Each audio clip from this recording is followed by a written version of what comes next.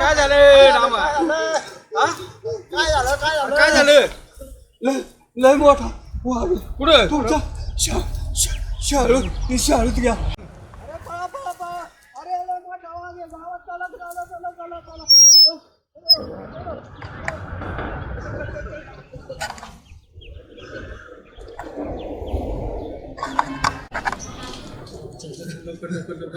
म्हणजे पोरांनो, चला चला चला चला. अरे आपल्या गावात वाघ आला. चला लवकर. वाघ आला, वाघ शेतात वाघ आला. बोला.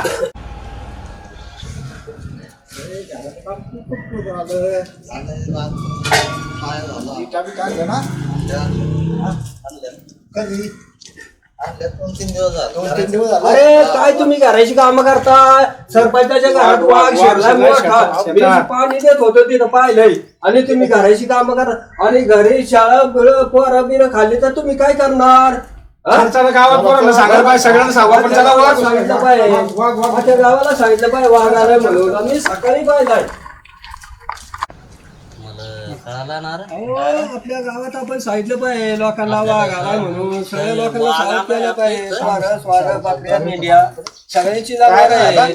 बाकी काय सांगू ना काय करायचं, कसं करायचं. अरे गावात वाघ आलाय नाही. काय चाललंय? कळलं का तुम्हाला? गावात वाघ बसलाय, कळलंय शेतातूनच आलाय, गावामध्ये आलंय, कळलंय, आमचं चर्चा चाललाय.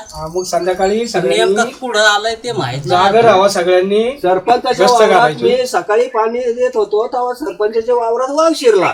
मी स्वतः डोळ्यांनी पाहिला म्हणून मी हे केलं. मग त्याला बोलून घेतलं. मग मी सांगितलं म्हणलं वाघ आलाय तुमच्या शाळेत, पुढं काय होईन काय नाही. आपले पोरं स्वार फिरत गावच्या बाहेर तिथे धनगराचा वाडा बसलाय, त्या धनगराला बी जाऊन सांगा.